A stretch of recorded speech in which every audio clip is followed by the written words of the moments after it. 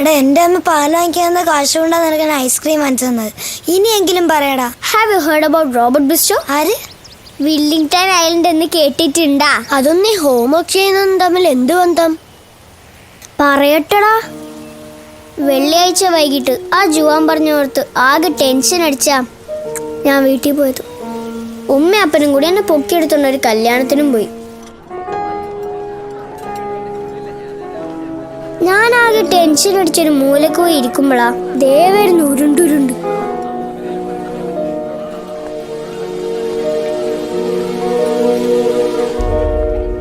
ദേ പിന്നെയും അയാള്. അതാരാ? ഹാ, അന്ന് സൈക്കിൾ കൊണ്ടിടിച്ചപ്പോ ഞാൻ തെറി വിളിച്ചില്ലടോ ഒരാളെ. അയാള്. അതേത് സംഭവം? അങ്ങനെ ഒരു സംഭവം ഉണ്ടായി. അതിന്റെ ദേഷ്യത്തിലാവും പുള്ളിക്കാരൻ എന്നെ ഏതാണ്ടൊക്കെയോ വിളിച്ചു പറഞ്ഞു. നീയും തിരിച്ചു വിളിച്ചാണും. കറക്റ്റ്. ഒടുവിൽ ആള് കൂടി സംഭവം കൈവിട്ടു പോയി. ഈ നരന്തു പോലുള്ള പയ്യൻ എവിടെ വന്നു? എടാ നീ മോട്ടേന്ന് വിരിഞ്ഞിട്ടുണ്ടോ? Shut up your mouth. I say shut up. മോനെ, Who is this boy? please മോനെ. Who is this fellow? Who is this fellow? എന്നാടാ ഇല്ലപ്പ ഇയാള്. മിണ്ടായിരിക്കേ.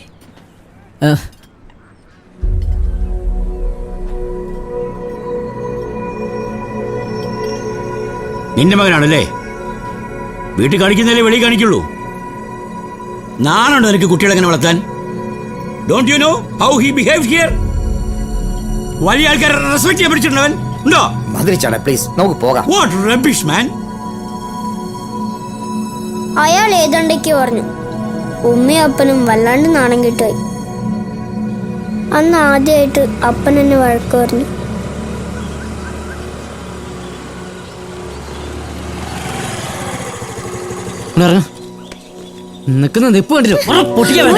തല്ലേണ്ട സമയത്ത് തല്ലണായിരുന്നു, അല്ല ഡിപ്പയല്ല. മറ്റുള്ളവരുടെ മുമ്പിൽ വെച്ച് നാളെ കിടന്ന് എത്രയെന്ന് വെച്ചാൽ സഹിക്കുന്നേ. ഒന്ന് നോക്ക്. പണ്ട് നിങ്ങൾ ഇങ്ങനെ അപ്ലോഡ് കാണിച്ചാലേ സ്വന്തം മോൻ നിങ്ങളോട് കാണിക്കുള്ളൂ. സഹിച്ചോ.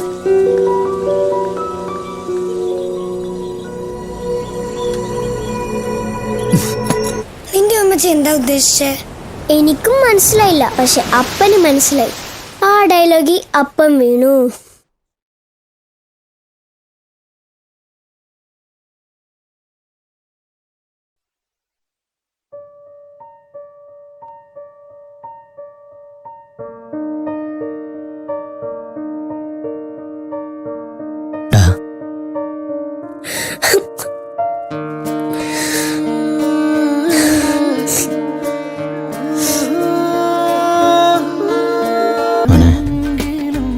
നീ മറ്റുള്ളവരെ ബഹുമാനിക്കാതിരിക്കുമ്പോ അവിടെ ചെറുതാകുന്ന നിന്റെ അപ്പനാടാ.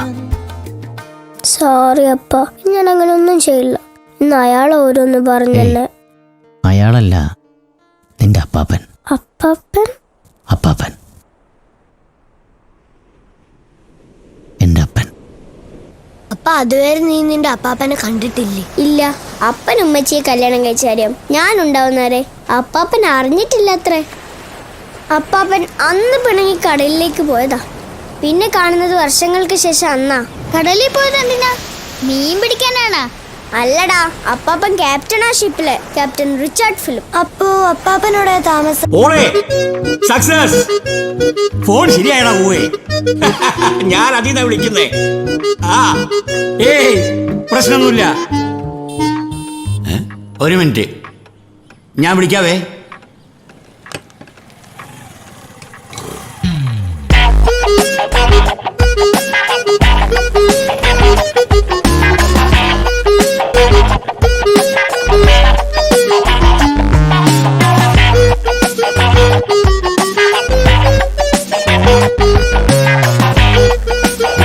ഇതെങ്ങോട്ടാ?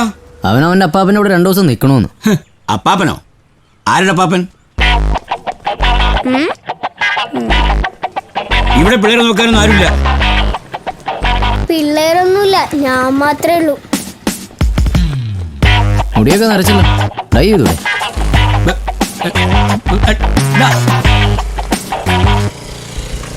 അയ്യോ, നിക്കടാ. എവിടേക്കാടാ? എന്താ അപ്പാപ്പ, എനിക്കൊന്ന് കുളിക്കണം. എന്നെ അപ്പാപ്പ ഒന്നും വിളിക്കണ്ട. പിന്നെ എടാവോടെ നിൽക്കട്ടാ. വിടപ്പാപ്പ.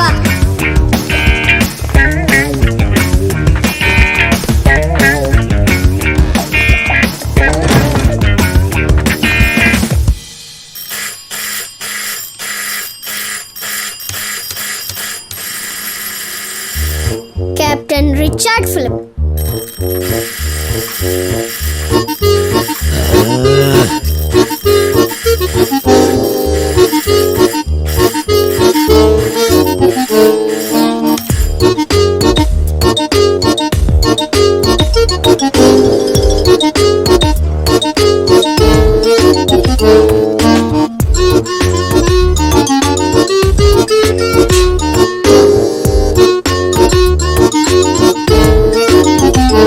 ഹലോ. ഈ മതിലൊക്കെ സിമ്പിൾ അല്ലേ? റാണി റയാൻ റാണി റയാൻ റയാൻ ഫിലിപ്പ്. റാണി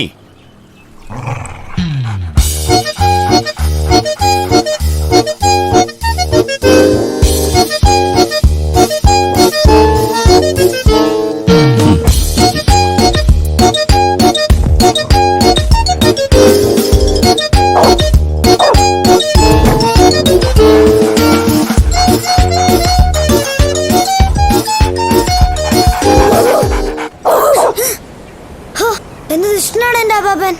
എന്നിട്ട് അപ്പാപ്പ അപ്പാപ്പ ഉമ്മ ഓടി വാ, അയ്യോ രക്ഷിക്കണേ.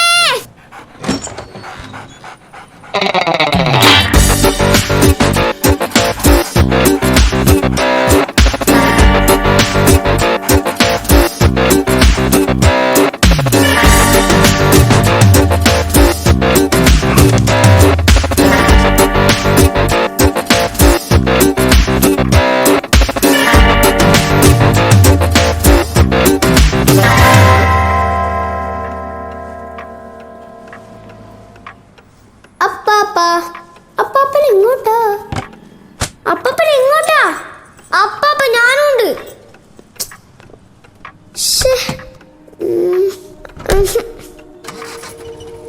രേണു, അപ്പാപ്പൻ്റെ അടുത്ത് നിൽക്കുന്നത് കൊള്ളാം.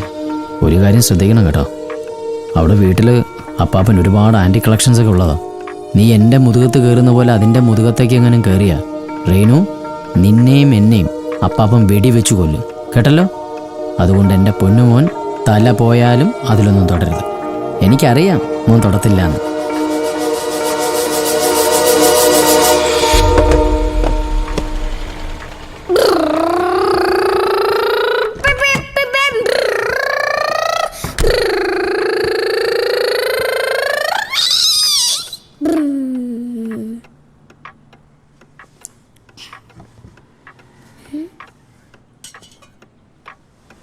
അയ്യോ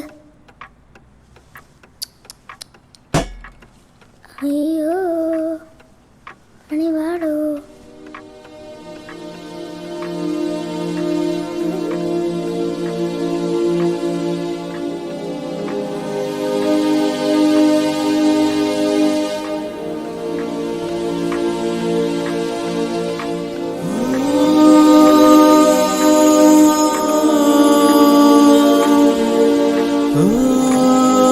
അപ്പോഴെനിക്ക് മനസ്സിലായി, കാണാൻ ഷാർക്കിനെ പോലെയെങ്കിലും ഒരു ഗോൾഡ് ഫിഷിന് മനസ്സാ അപ്പാപ്പന്. അപ്പാപ്പൻ കടലിൽ പോയ ഓരോ കഥകൾ കേട്ടോണ്ടിരിക്കുമ്പോഴാ പെട്ടെന്ന്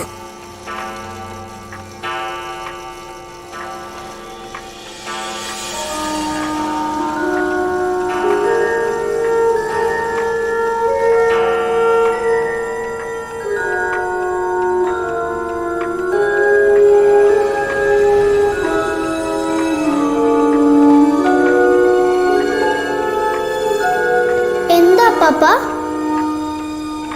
എന്റെ മങ്കി പെൻ കാണുന്നില്ല. Monkey pen? അതെന്താ? It's a very secret pen. Pen? You know, there is a very interesting story behind that pen. What's that?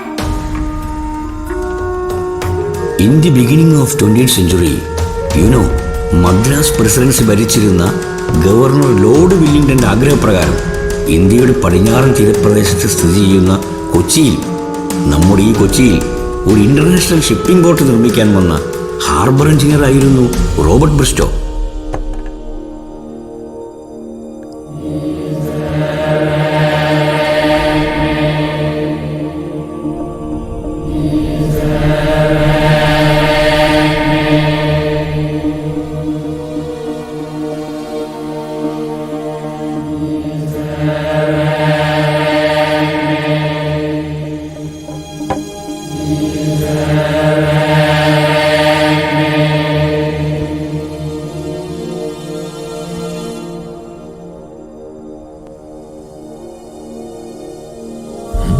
അടുത്ത ദിവസം രാവിലെ ഉറക്കമുണർന്ന ബ്രിസ്റ്റോ വെല്ലിംഗ്ടൺ ഐലൻഡിന്റെ മാപ്പിൽ മങ്കീപ്പൻ വരുത്തിയ ചില മാറ്റങ്ങൾ കണ്ട് അതിശയിച്ച് അലറി വിളിച്ചു.